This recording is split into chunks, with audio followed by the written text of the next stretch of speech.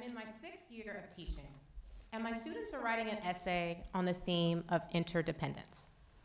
As my students are writing, one of my students, Jason, comes up and he says, "Ms. Flakes, I want to talk about how Americans have a lot of similarities with other cultures." And I say, "Okay, let's hear what you got." He says, "Well, everybody celebrates Christmas, right?" I said, "No." And I realized that that was actually a great teachable moment on cultural awareness. And so I circulate to the other side of the room as students are working on their writing piece, and I hear two of my ladies chatting, or shall I say complaining. "Girl, we only had 2 options for lunch today. It was chicken nuggets or pizza. I can't believe it, it's just not fair." And so first I give them the teacher look.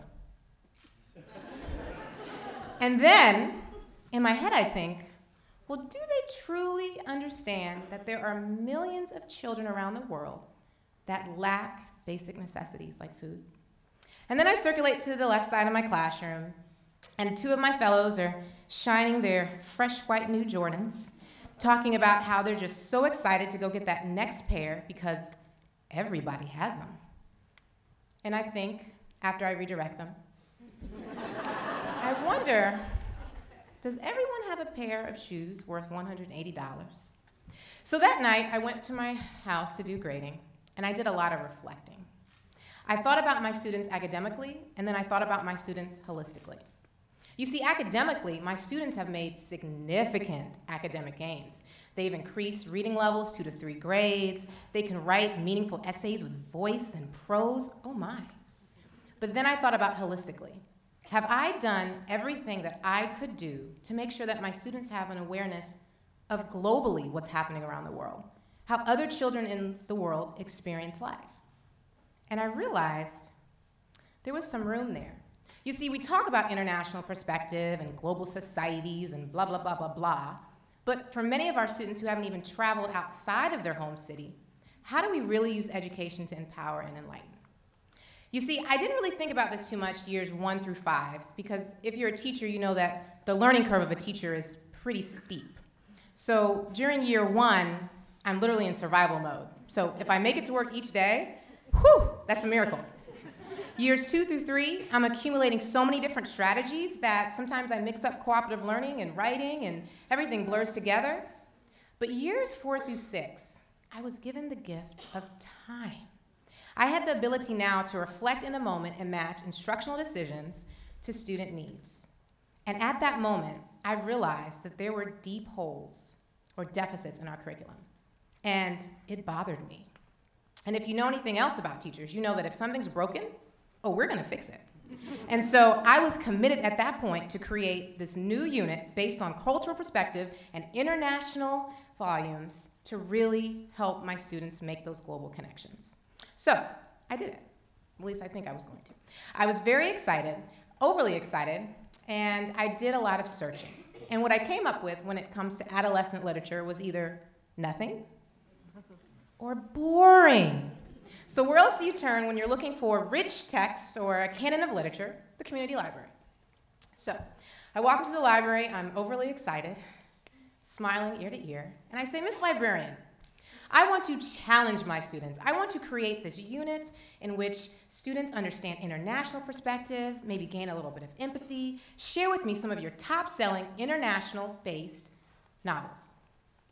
Well, the librarian looked at me, pulled down her square, wiry glasses, and balked. "Those kids?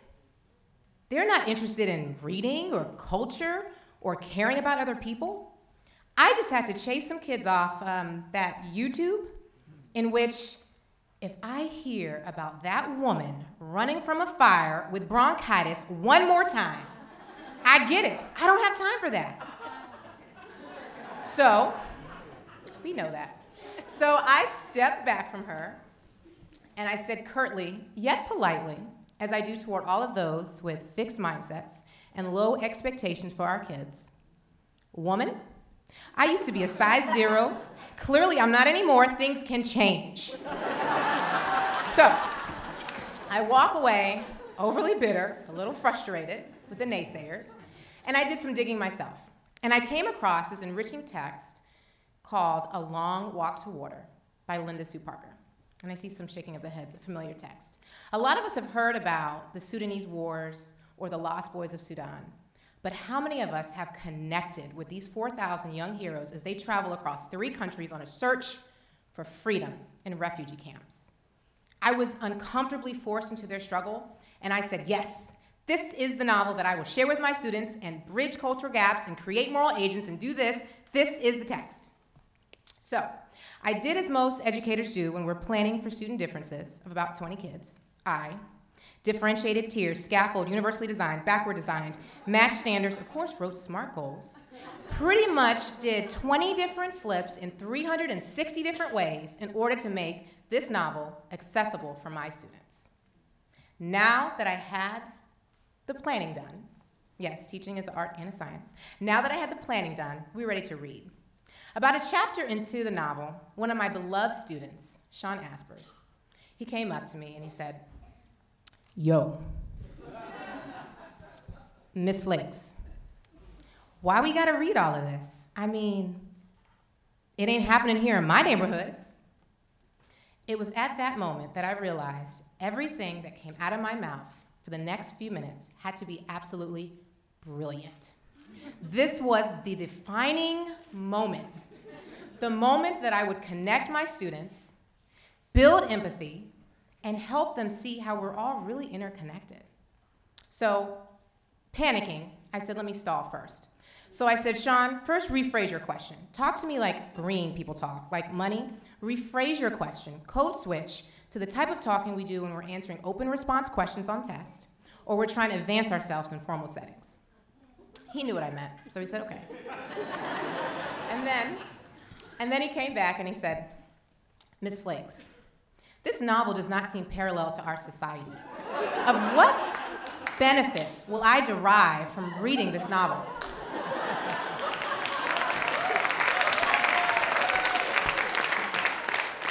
That's an excellent question, Sean. I'm now ready to answer. I couldn't let my natives get any more restless. So, I did one of the most valuable teaching pieces you can do. I asked self-reflective questions. I asked my students, do you know anyone that has ever went without food, say breakfast or dinner? And my students looked at me. And they got a little restless, a little uncomfortable wiggle. You saw that. The eye glaze. I pushed further. Do you know anyone that's lost a loved one to gangs, violence, or guns? What about, do you know someone that has suffered an adverse tragedy? And they nodded their heads yes. Naya raised her hand quickly and said, oh my gosh, Miss Flakes, Salva, our main character, is so courageous. I mean, he traveled across all that time with no food, no water, guns chasing him. It's like he lives right around the corner sometimes. And you know what else? I can't no longer complain about no chicken nuggets. I said, yeah. Another student said, you know what? These kids had nothing, but yet they had courage and they stuck together. I want to do something to help. It was from that moment that my students developed a passion that I knew they had inside of them. They got angry. One of my students said, Miss Flakes, we have to do something now. We are a wealthy government, and not on my watch will anything like this happen anymore. Another student said, Miss Flakes, we have to do what that guy in India did. Remember him? And I said, oh yes, Gandhi. Oh, we don't need to fast, but there are other things that we can do to help. Yes. Another student said, okay, let's craft a plan, create action steps, set goals, let's make this happen. My students, by the end of that story, were ready to petition, write letters, which they did, and address every genocide and injustice from Burma to Somalia to the Democratic Republic of Congo to California to Florida. My students were ready. They were there. They decided to invest in the 1 Million Bones Project. It was a visual petition of millions of clay bones that were dedicated from organizations, schools, in which we took a stand and showed unity that we were with survivors and victims of genocides and injustices across the country. Each bone generated went directly back to youth building programs in various countries. So my students proved many of the naysayers wrong. They developed more than empathy. They became critical thinkers and problem solvers, ready to get rid of every injustice and fix every problem. As educators, we hold those tools to enlighten and empower our students. All right, Savanna.